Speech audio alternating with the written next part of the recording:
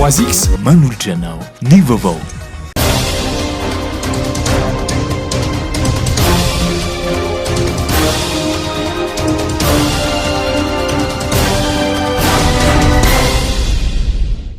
Amkafaliana indray tompoko lasy tompoko vavy ny andorana ny arahaba mba piraritsoanao manaraka ny fahitalavitra ma-TV amin'ity sabotsy 17 volana Jolay taona 2024 ity.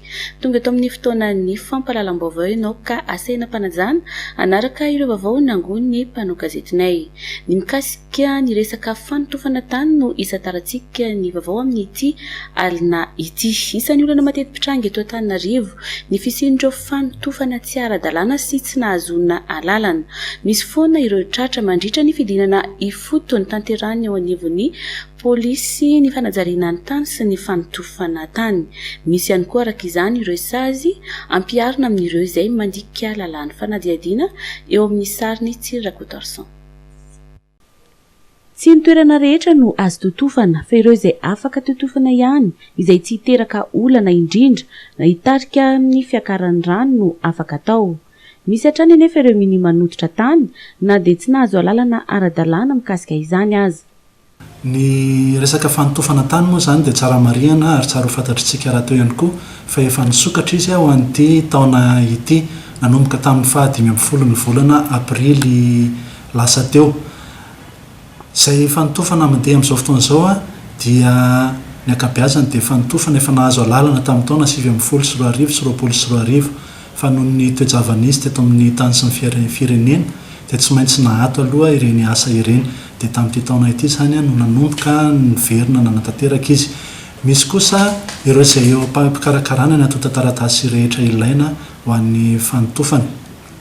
Dia efa manomboka manome alalana tsikelikely raha teo ihany koa ny atao hoe ao anatin'ny commission Remblai. Tsy ny apipa no tompona andraikitra voalohany amin'ny fanomezana alalana fa ny apipa dia singa ray ao anatin'ny commission ihany fa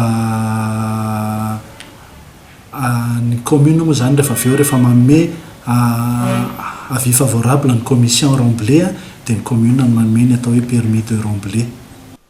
Ary saika isan-kerinandro mandritra ny fidinany foto ny tanterahany polisy ny fanajariana ny tany sy ny fanotofana dia ahitana foana ireo trangana fanotofana tany tsy ara-dalàna eto Antananarivo. Misy ireo sazy ho an'ireo tratra manototra tany tsy ara-dalàna sy nahazona alalana. Misy ny sazy izay miatra amin'ireo tsy manara-dalàna izay manatanteraka Remblai sy construction illicite ny amin'ny faritra tsy azo ajariana. Ho an'ny apipa manokana ny sazy dia mandoa lamandy izay tombanana ho avy roa eny raha amin'ny tokony ho izy izy raha mihoatra amin'ny tokony ho izy zany rehefa ohatra hoe Remblai illicite nefa eny amin'ny toerana azo ajariana. Ho an'ny toerana tsy azo ajariana kosa misy ihany koa ilay sazy izay fa misy ihany koa ny fanerena amerenana amin'ny laoniny ilay toerana izay voatototra amin'ny fomba tsy ara-dalàna sy tsy manaraka ny fenitra. Nanomboka ny 15 volana aprily lasa teo moa no nisokatra ny fahazon-dalana ho an'ireo izay nahazo alalana tamin'ny taona 2024 izay voatery nampiato ny asa fanotofan-tany nandritra ny fotoanan'ny krizy ara-pahasalamana. Lafim-baovao hafa tanteraka kosa indray dia nisy fiantraikany be teo amin'ny fiainan'ireo zokiolona sy ireo olona marary ny Alzheimer ny fisian'ny valanaretina coronavirus ireo fepetra noraisina ny fandraika tamin'izany tao anatin'izany ny fiobona izany hoe tsy fahafahana mivoaka nampitombo ny olona voan'ny aretina izany ary nampiomby ihany koa ny aretina ho an'ireo olona izay efa tratrana izay aretin'ny fikorontanan-tsaina izay tahaka ny tetsy amin'ny ONG Madagascar Alzheimer masoandro moa dia betsaka ireo antso voarain'izy ireo mangataka fanampiana izany hoe ireo fianakaviana manana ireo marary no miantso mangataka fanampiana amin'izy ireo. Amin'izao fotoana izao no hitarina ny toerana fandraisan'izy ireo marary sy ireo zokiolona ireo eo Mazorivo eo ka afaka mandray marary eo amin'ny 20 izy ireo ary afaka mandray ihany koa zokiolona 20. Ny andinindin izay no arahantsika eto anatin'ity fanadiadiana eo amin'ny sariny Mamira Samuely ity. Nitombo teo amin'ny 500 teo ireo olona tonga sy miantso fanampiana tao amin'ny fikambanana Alzheimer Masoandro Mody etsy Mahazorivo izay ivitoerana manampy ireo olona sy fianakaviana marary ny Alzheimer na ny fikorontanan-tsaina sy ireo zokiolona nandritra ny fisiany valanaretina COVID-19 sy ny fepetra fihoboana izay ny fandraika tamin'izany.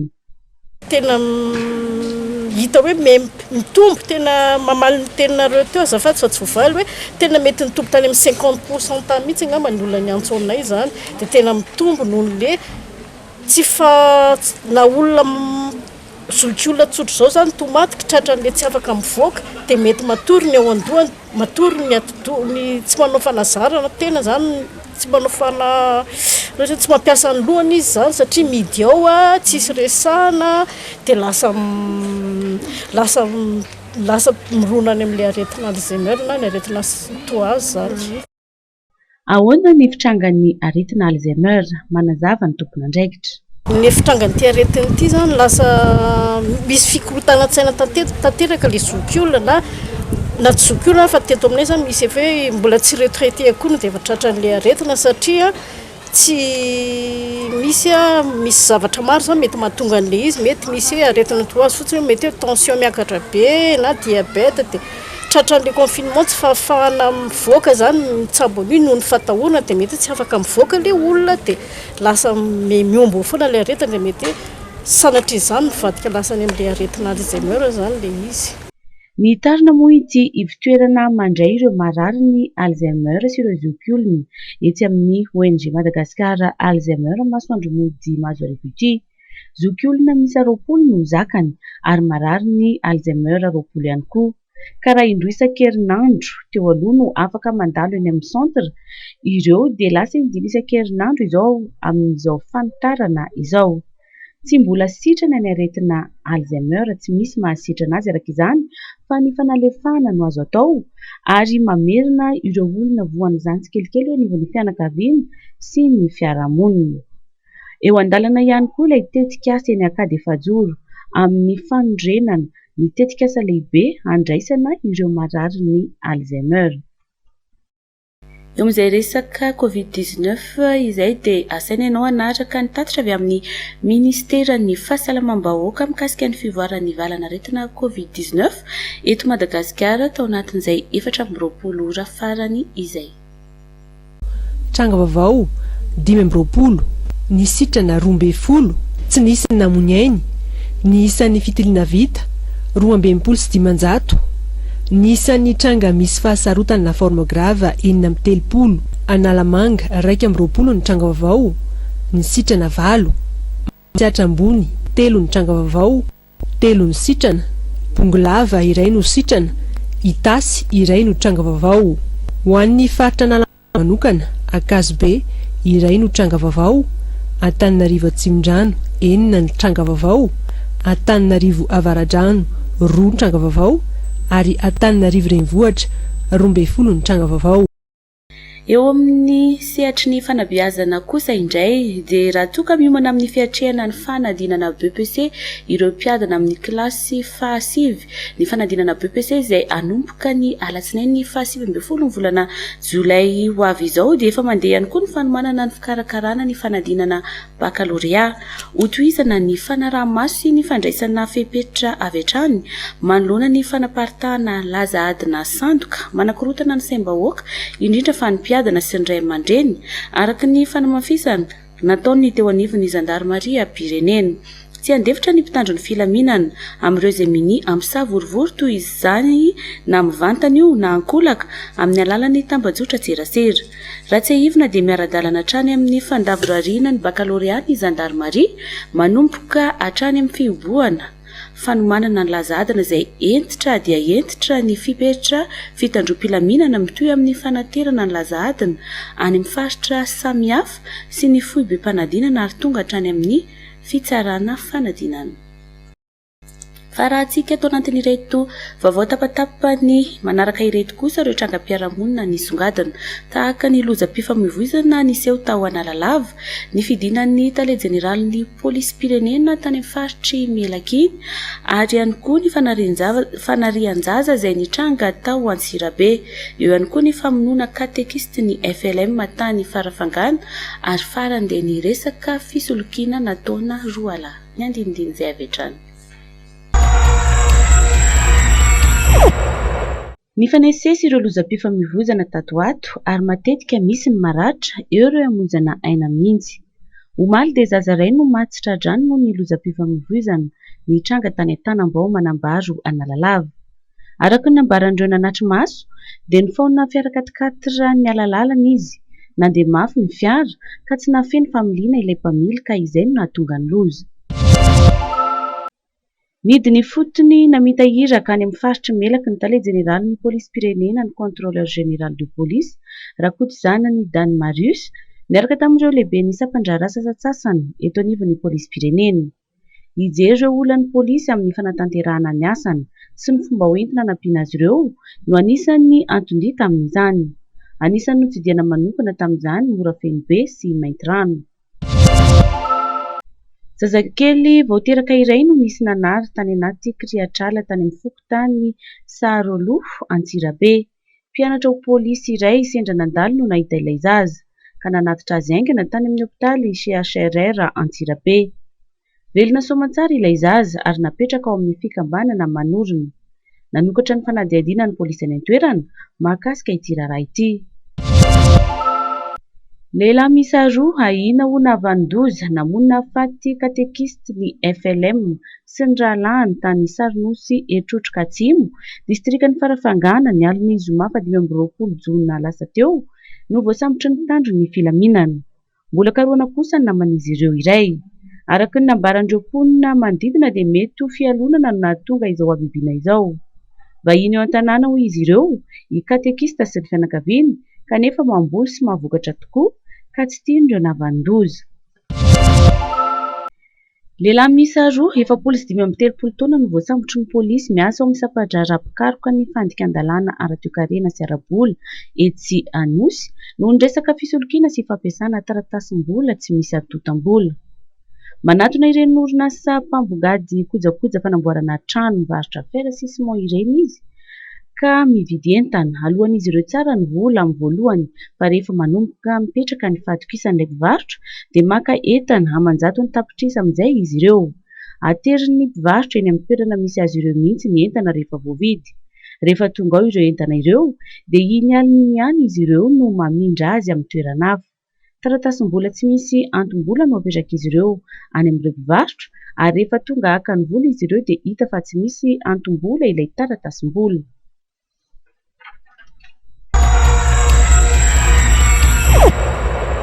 Fa hitondra filaminana sy fandriam-pahalemana ao amin'ny faritra Betsiboka ny fametrahana ny farim-piarovana sy fandriam-pahalemana ao amin'ity faritra ity, isany nambaran'ny minisitra ny fiarovam-pirenena izany nandritra ny fandalovany tany an-toerana.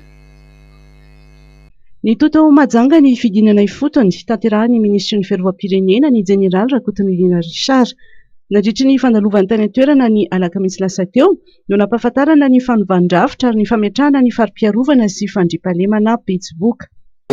Fandalovana eto izao dia manatin'ny planina fobe izay fametrahana ny ireo zone de défense et de sécurité de Madagasikara satria fantatrareo tsara fa misy zone de défense vaovao anankifolo manolo an'ireo faritany miaramila enina teo aloha. Dia androany dia tonga eto Mahajanga eto amin'ny zone de défense et de sécurité ny Betsiboka zany ary miaraka amin'ny ministra Kotsa satria ny filaminana sy ny fandriam-pahalemana sy ho an'ny mpitandro ny filaminana rery fa fifanomezan-tana ny malagasy rehetra, ny olom-boafidy, ny olom-boatendry, ireo mpitandro ny filaminana, ny ray aman-dreny isa tokony any amin'ny toerana any amin'ny fiarahamonina rehetrarehetra any. Efa mihamatotra ny filaminana eto ankehitriny dia hanatsara an'izany hatrany ary ametraka ny rafitra miaramila vaovao eto a Madagasikara eo amin'ny lafiny ara-jiografika.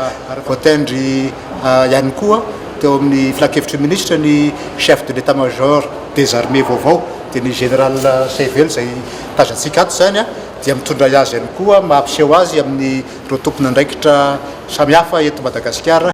Anisany nampikaikaiky ny mponina ao tsara tanàna ny fisian'ny tsy fandriam-pahalemana sy ny fakana-keriny. Manantena ny mponina fa ny fisian'ny farim-piarana Betsiboka dia hitondra fanatsarana ho an'ny fandriam-pahalemana any an-toerana. Zay moa zany mahazo raporo isan'andro avy any amin'ny la famille fa tena na ny andeha amin'ny lalana ara fa mampatahotra. Manana omby ianao arena nanana kanefa ny problème zany na ny arovana anazy ara fa tsy hitantsony. Ary eo ihany koa any aminay zany fitrandrahana volamena sy fitrandrahana vato zany zay fantatra rehetrarehetra namokatra vato dia efa tsy maintsy tratra ny fanafiany. Ho an'ireo rehetrarehetra zay manan-draha dia tsy maintsy kidnappena. Ary tao anatin'izany ny anabavinay zany vadin'ny valinanay zany indroa ny kidnappena zany no ninona no resaka vola io ihany. Ka rehefa nitsangana moa zao zavatra zao zany a faly zay satria zay no ohatrany hoe natonga fo anakateo iny satria tena hoe tsy nieritreretina hoe zao zany ny zavatra mitranga. Ka eto zany zay dia mampirisika fitondram-panjakana tsy mila mihemotra satria tsy olo maro akory no manao an'io zavatra tsy manjary io fa andiana olona fitadiavana vola maika zay zany ka amonona amin'ny samy malagasy. Ka mampirisika ministre fiarovana moa zay tena isorana be dia be sy ny manodidina azy ary indrindrandrindra ny filoha faratampony tafika moa zany dia ny président Andrazjoely. Tsy mila malemy président. Fanambo ho an'ny ministeran'ny fiarovam-pirenena ny anakakaizana hatrany ny tsarana ny fandriam-pahalemana ahafahan'ny mponina mamokatra ampilaminana. Mikasika ny fiainan'ny mponina andavanandro kosa indray dia fitadiavam-baolana aingana mikasika ny fiakaran'ny vidim-piainana izay mampikolay ny mponina amin'izao fotoana izao no tokony andraisana fepetra aingana rany ambaran'ny filohan'ny antoko HVM Arivo Rakotovao ary tokony amafisina trano ny sehatra ny fambolem-bary eto Madagasikara ny vary izay isan'ny foto-tsakafon'ny malagasy. Tady baovao ny Vola Ravoavy sy Tsiro Rakotarson. Mavesatra ho an'ny mponina ny fiakaran'ny vidin'ireo entana fampiasa amin'ny fiainana andavanandro izay tena miazakazaka amin'izao fotoana izao hoy Arivo Rakotovao mpitarika ny atoko HVM no sady filohan'ny antemerandolona teo aloha. Ny fanjakana araka ny nambarany no tokony mandray fepetra matotra manoloana ny fiakaran'ny vidim-piainana. Efa nampoziny io zay tao amin'ny Sénat ny ataoko efa heritaona roa taona lasa zay no efa nampanino lakiloso tamin'ny mihitsy hoe tandremo fa isy ny fiakaran'ny vidin'entana atao anatiny.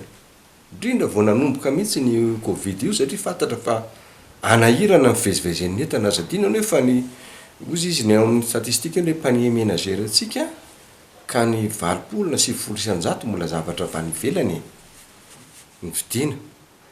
Dia hitatsika zany ny ararintsika mitsitongana satria isika ny vokatra atao anatiny tsy misy, zay misy tsy afaka mivezivezy.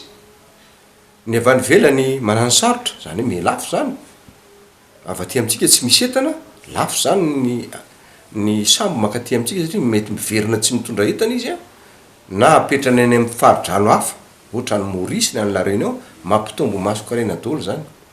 Dia mifandray amin'ilay resaka ariary mitsitongana ilay izy satria be da be loatra zany vola mivoaka no vola miditra eo amin'ny lafin'ny vola devise nyresahana.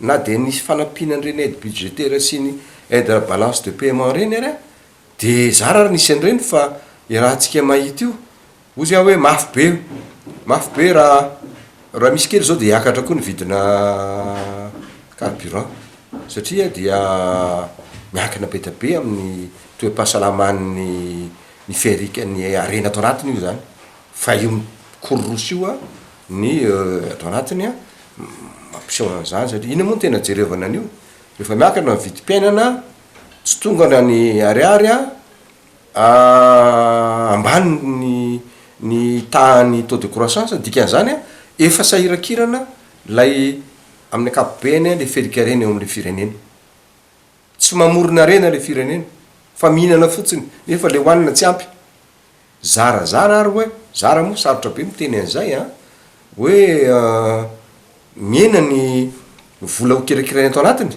fa raha zao no hoe misy vola mandehandeha atao anatiny ato dia vao mainka misonitra be io satria tolotra tsisy lafiny ara ekonomika moa zany ka eo ny fanjakana ny tokony andrainy fepetra tsy manana fepetra betsaka izy fa tsy maintsy mitady loharano ahafahana mampitombo ny tolotra ato anatiny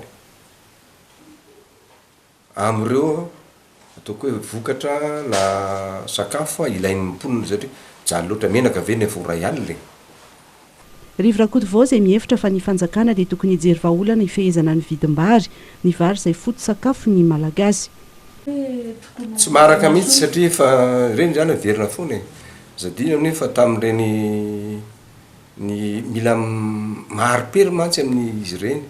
Marina tsy misy akory ny mazia fa mety misy any reny fikarakarana ny vary aloha ny vary tsy mahavita taona fa famenina aty ampovoantany any Morondava any Marovoay mila tosika reny anampy an'ilay famokarana eto amintsika.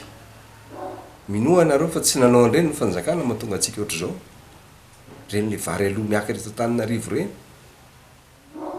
Tsy nanao an'ireny dia tonga tsika dia miditra anaty lasa melava be zany le fotoana ataontsika maitsoahitra. Ary ao anilan'izany ihany koa azadiny fa reny le fepetra hoe za dia nahita an'izany maso mihitsy ohatra tena manjaka an'ireny. Amin'ny 12 ny mpandidy vary dia sain'ny gendarme sy ny fokotany miala eny an-tanimbary. Fa hoe tsy mirava amin'ray zao dia potika eny le vary le olona firika reny potika tsika tsy manana tolotra lalana mesimba zany tsy tonga eo amin'ny tsena any amin'ny be olona raha tsy efa lafo be la entana ka ina moa no ataon'ny fanjakana fa dia izy mikarakara fanafaram-bary io nefa azadiny fa rehefa manavatra vary tsika dia mamelona ny mpamboly any amin'izay tany ny alany any fa dia manabotry an'ilay firikarena atao anatiny.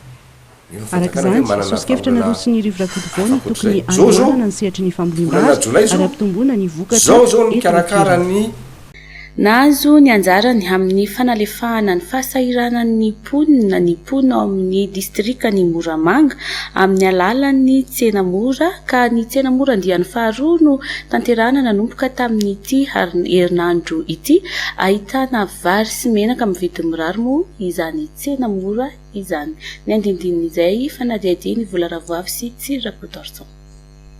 Tao amin'ny Fokotany Ambody Akondro commune Ambonivohitra Moramanga no natao ny fanokafana tamin'ny fomba ofisialy ny vady tsinjo andian'ny faharoa jifaina any amin'ny tsena mora avy amin'ny fitondram-panjakana vary 750 gony menaka 500 litatra no tonga amin'izao andian'ny voalohany izao.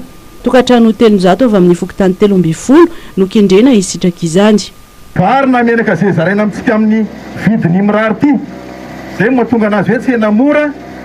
Io dia tsy varin'ny député io, tsy varin'ny gouverneur io, tsy varin'izay mitantana io, fa vary isitrahanareo vahoaka. Asio tehaka ho anareo.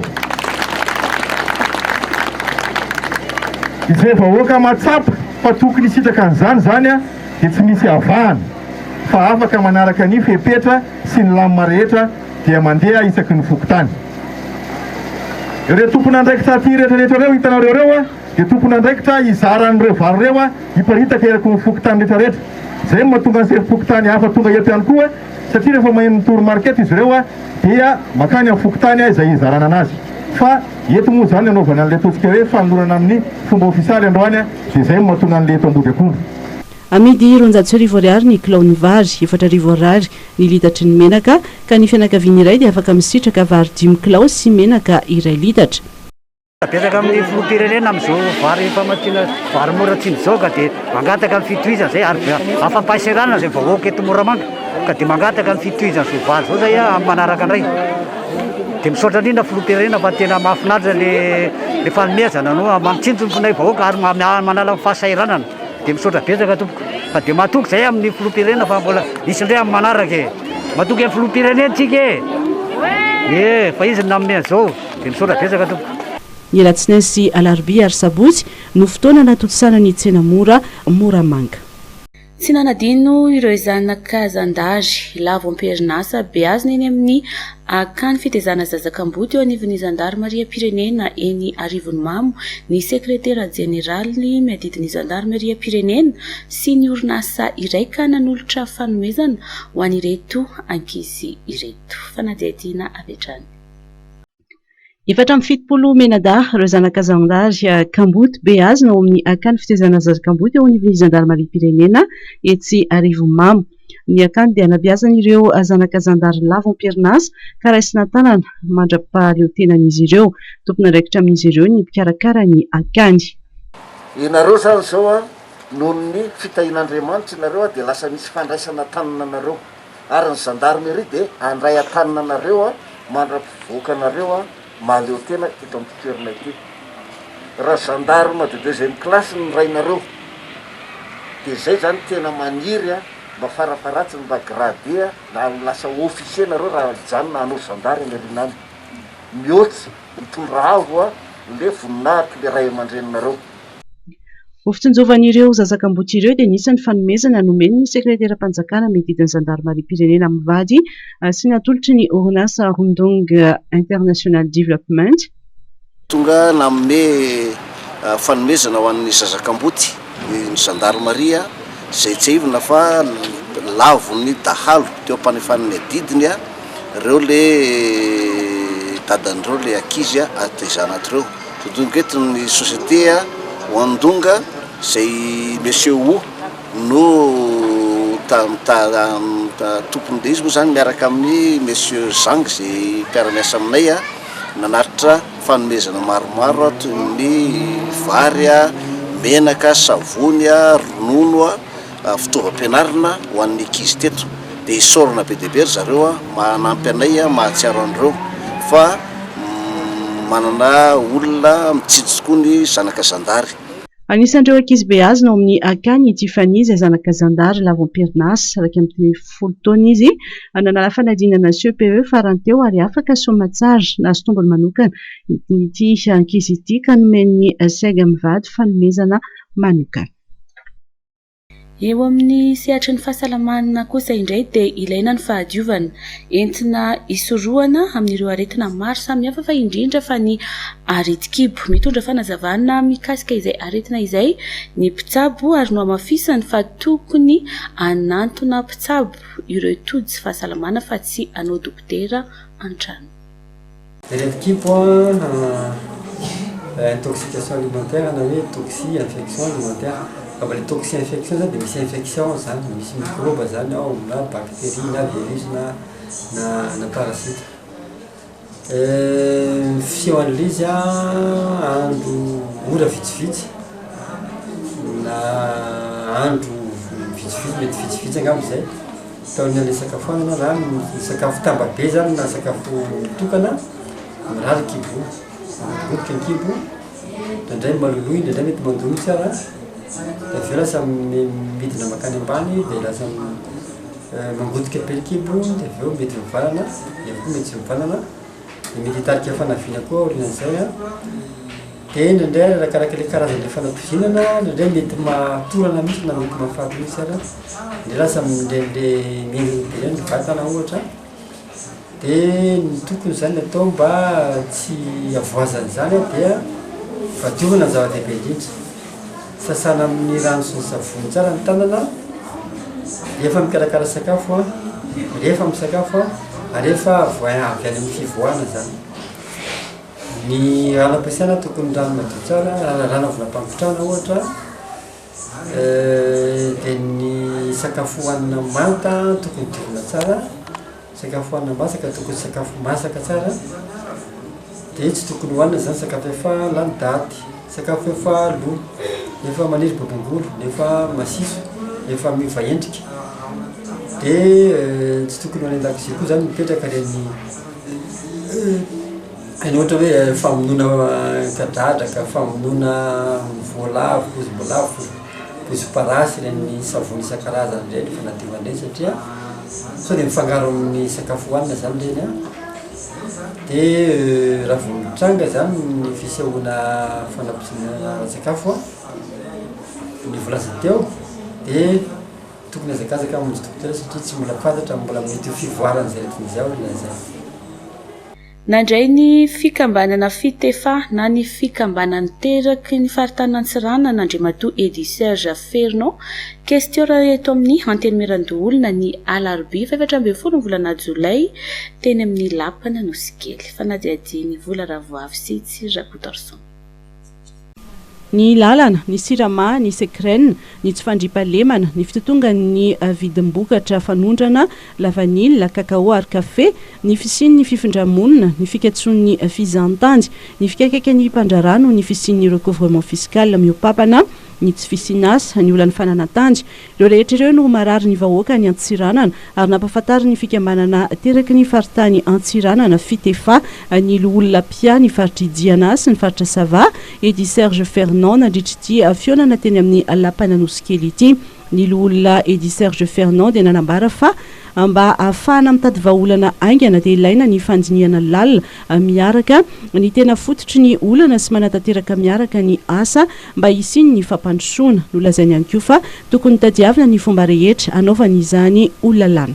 Izy ka moa fa misy occupé tsy magnino fa par contre tsy kazy mety andeha malakilaky za maro mipréconisé hoe atsika nity hiditra andiniky izy dia amin'izay fotoana izay nga mazay avy amin'izay ko mahita hoe amin'ny quel cadre zay nanaovana la loi mikasika izy zegny azon zay zegny minam io ty moa izy fampiagnany andro igny za kosa mandinika mety efa agnatin'ny programme zareo izy ny olona edy Serge Fernand dia nampiseho ny finiavana te hifanometanana amin'ny fikambanana amin'ny fampandrosoana ny faritanina antsiranana ary everina ny tokony ametraka ny drafitra hoentina namafisana ny fiara-miasa eo amin'ny fitefa sy ny pia ny faritry Diana sy ny faritry Sava.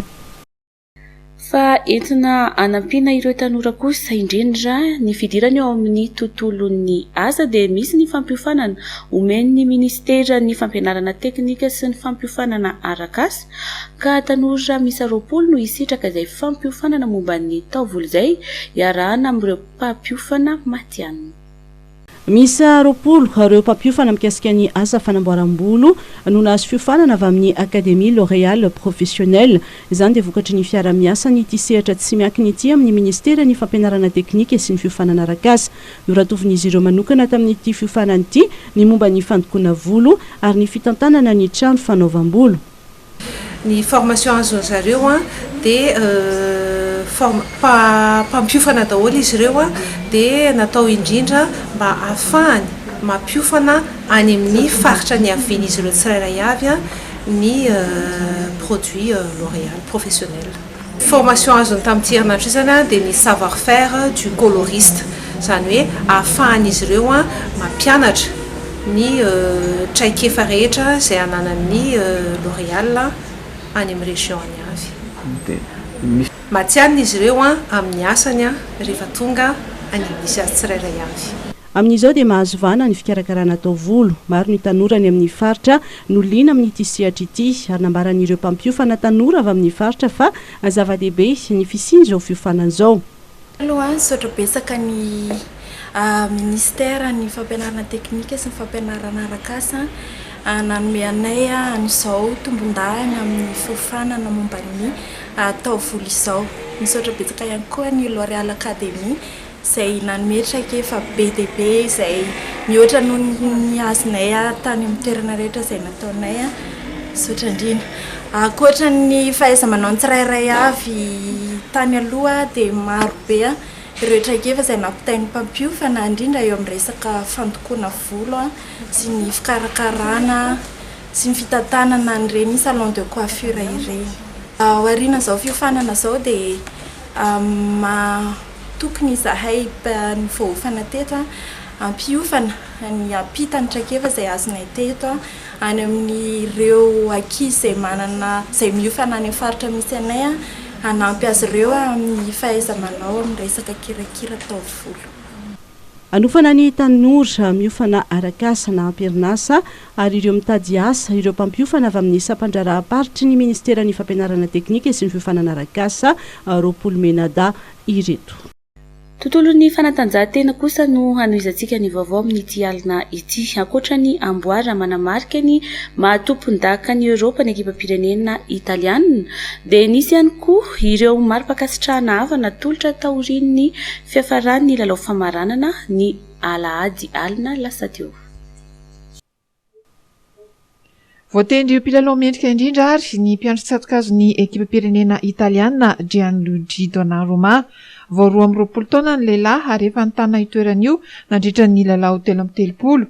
Izany hoe tsy mbola resy mihitsy ary tsy natafidirana baolina niotra ny iray. Nandritra ny famaranana izy dia nasaka amin'ny tifitra nataon'ny Jadon Sancho sy Bukayo Saka. Tamin'ny lalao manasa-dalana indray dia ny an'ny Alvaro Morata no voasakany. Raha ny fantatra moa dia efa any amin'ny ekipan'ny Paris Saint-Germain ity mpilalao ny Milan AC teo aloha ity. I Cristiano Ronaldo kosa no namono baolina betsaka indrindra nandritra ny fifaninanana iny na dia amontsany tamin'ny dingana ampahavalon-dalana aza ny ekipany. Baolina 5 no matiny ka ny 2 avy nanoloana ny Frantsa sy Hongrie ary iray nidona tamin'ny tsatokazon'ny Manuel Neuer. Na dia nafaty baolina 5 kosa aza ilay mpilalao tchèque Patrick Schick dia tombony ho an'ny CR7 ny passe décisive izay nataony nandritra ny fiaonan'ny Portugal sy Allemagne.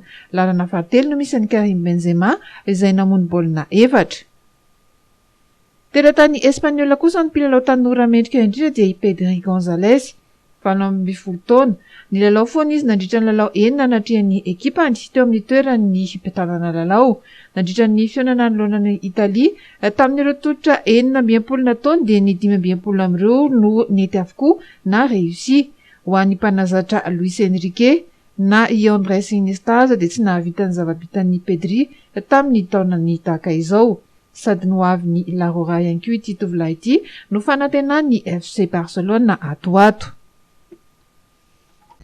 Mbola eo amin'izay tontolon'ny fanatanjahantena sy ny baolina kitra izay hatrany dia taorian'ny fifananana continental roa dia ny fifananana Euro sy Copa America dia manam-pikasana hikarakara lalao andro ekipa pirenena roa tompon-dakany UEFA sy ny CONMEBOL ny Squadra Azura izay ampiona amin'ny Albi Celeste. Ny andinindin'izay eo amin'ny fanadihadiny Norbert Rakotomalala. Navoaka ny gazety New York Times fa mety hisy ny lalao ionan'ireo ekipa pirenena tompon-daka tamin'ny Euro sy ny CONMEBOL na ny Copa America.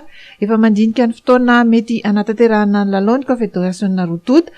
Fiaonana izany izay ho atrehana ary ho tanterahana any Naples, Italia sady ho fanomezam-boninahitra any Diego Maradona ihany koa. Ao anatin'ny fampidiniana tanteraka ary ny UEFA sy ny CONMEBOL ankehitriny ka evoaka tsy ho ela ny daty anaovana izany lalao miavaka izany. Raha ny fantatra dia mety any amin'ny volana Desambra any mihitsy aloha ny vinavina. Nandritra ireo fifananana ireo dia nisy ny fiara-miasa teo amin'ny Confédération roa tota ka ny UEFA nandefa mpitsara Européana iray nitsara ny lalao tany amin'ny Copa America ary ny CONMEBOL kosa dia nanome mpitsara Amerikana tatsimo iray izay nitantana ny lalao vitsivitsy tao anatin'ny Euro 2024. Saivina fa i Italia sy Argentine dia efa niona ihany koa tamin'ny lalao manasa-dalan'ny mondial 7-9 ka tamin'izay fotoan'izay dia nahitsany zareo Argentin teo amin'ny fandakana tir au but ny Italiana. Dia iny fanadihadina mikasika ny fanatanjahantena iny ihany koa tompo kilasy sy tompo vavy no nanakatona ny fotoana ny fampahalalam-baovao tamin'ity alina ity. Ankasitrana foana ianao nanaraka izany hatramin'ny farana ary isaorana eto am-pamaranana ny Charmel Beauté etsy Ampasapito nanao ny taresy ny taovolo. Veloma tompoko. 3X nanolotra anao teo ny vaovao.